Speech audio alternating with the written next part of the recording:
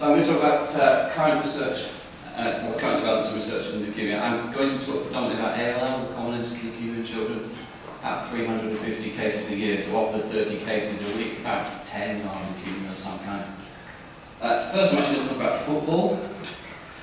I'm going to talk about this because this is going to be discussed ad nauseum in the next month or so in this country. And to me, the real heroes of 1966 are not these guys, but the guys on the right.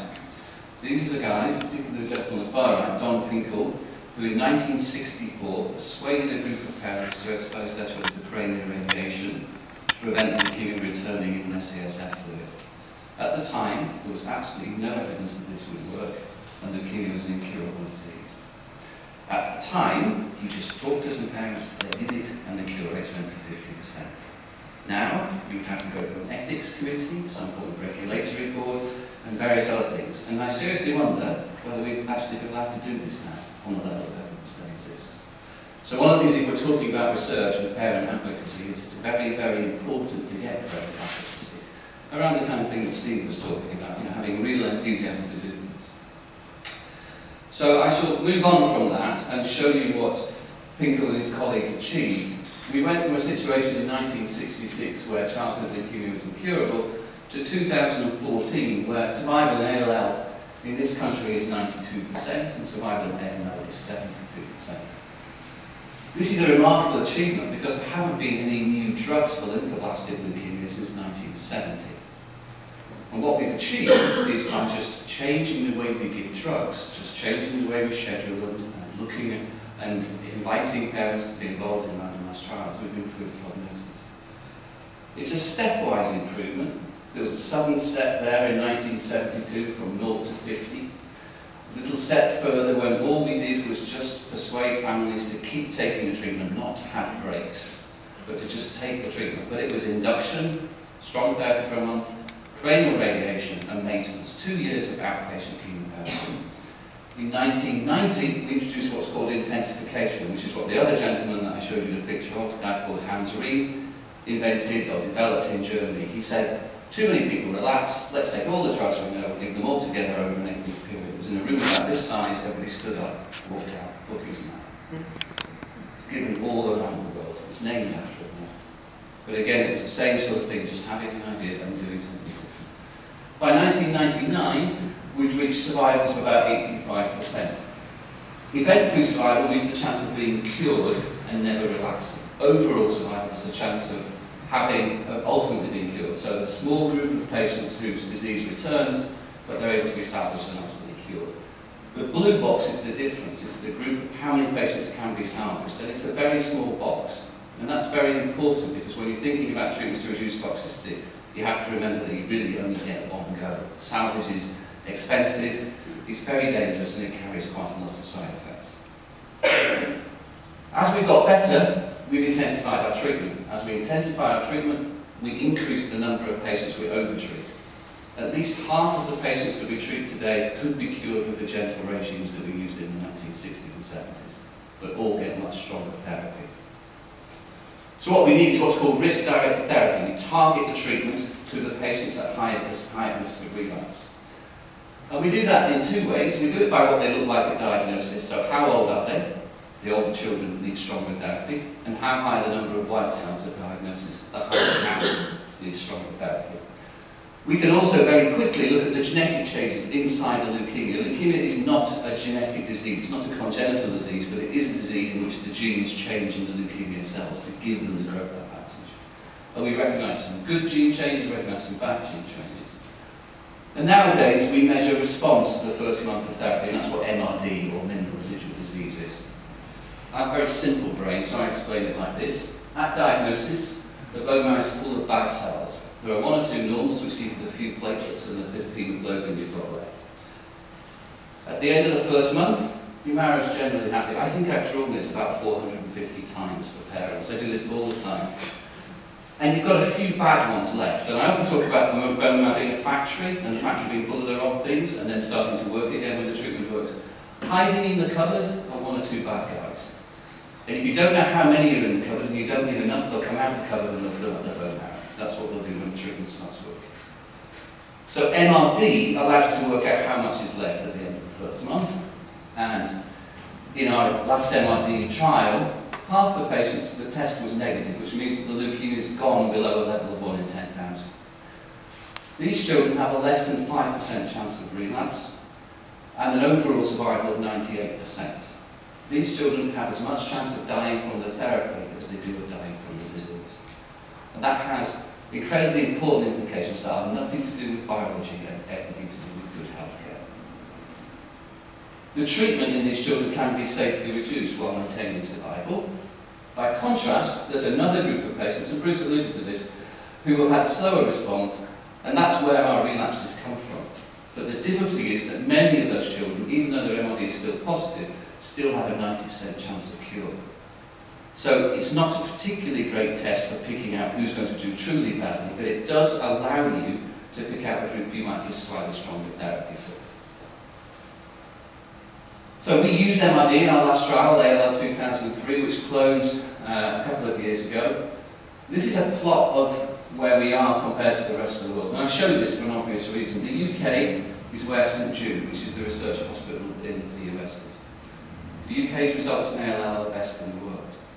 But what I also show this for is to show that everybody does reasonably well, and that everybody has survivals in the 80 to 90% range. And that I agree with Bruce that our old drugs still have mileage, but we are beginning to see a plateau. And we need new research, we need new biology.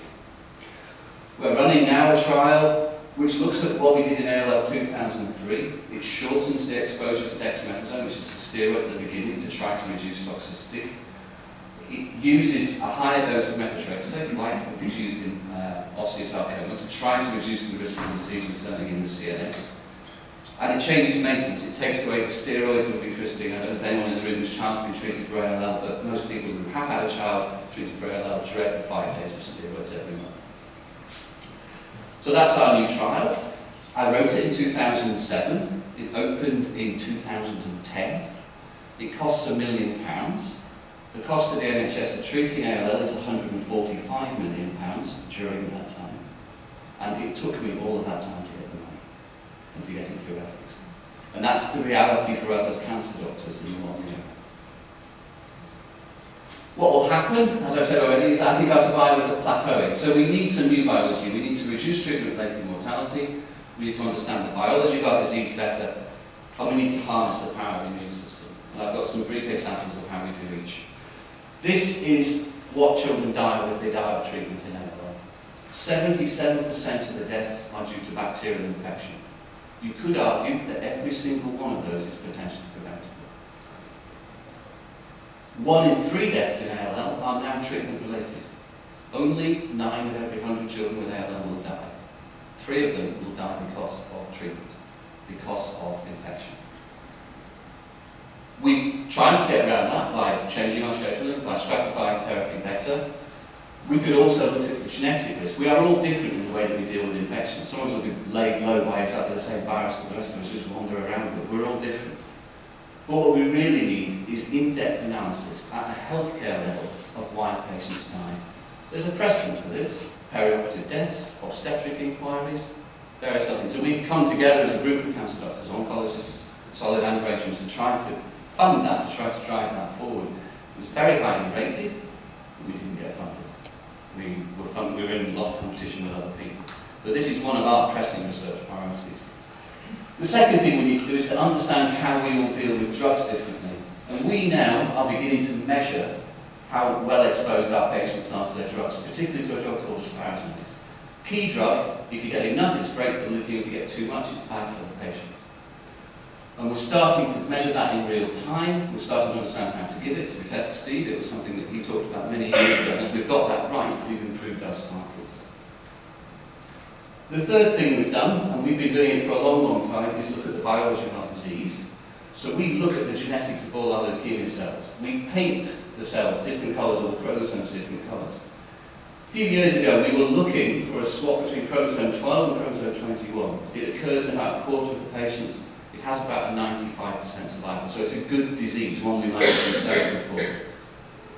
A small group of patients seem to have lots of copies of the extra gene on chromosome 21, and we called it internal amplification of chromosome 21. We looked at the outcome, and it was about 20%. And these patients were just slowly relapsing. So we thought, in our next trial, we need to give them stronger therapy. Their outcome now is 85%, just from discovery, those few little dots. We recognise a disease called Philadelphia ALL. It's what we see in chronic myeloid leukemia and what we see in a lot of adults with ALL. It's responsive to one of the few truly targeted drugs, a drug called Gleevec or imatinib. There is, on gene expression, which means how the cells make their proteins and their genes, a disease that doesn't have the chromosome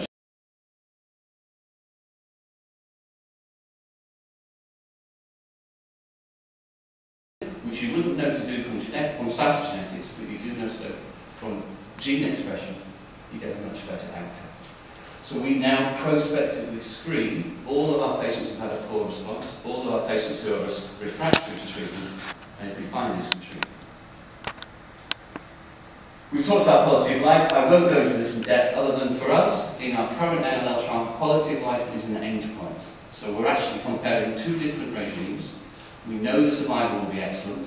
What we're trying to understand is it better to have 6 months of very intensive hospital-based therapy and then go on to maintenance and not have these pulses of incretin and steroids? Or is it better to have more time out of hospital at the beginning and then spend more time coming up to hospital during the maintenance period? We would dearly love to have some health economics. I don't think, as a field, we've made any progress with that at all, but I'm sure it's what we will need to justify our next trials. And lastly, I'll talk about how we exploit the immune system. Hematologists love the immune system, because you can draw all these pictures. But essentially, the reason most of us don't get cancer is that our immune system does what's called surveillance. It stops us getting cancer. When we get cancer, it gets rid of it. There is a way, in leukemia, we expect what's happening is the immune system can't recognise the leukemia and has lost its ability to attack it and to get rid of it. So we are now around the world using gene therapy to teach the immune system again to recognise the leukemia, to attack a protein that's on the surface of the leukemia. And if Stephen's excited about what his colleagues are doing, which I agree, it's very exciting, I think this is as exciting. This is a way of teaching the immune system through gene therapy to recognise leukemia and to kill it off.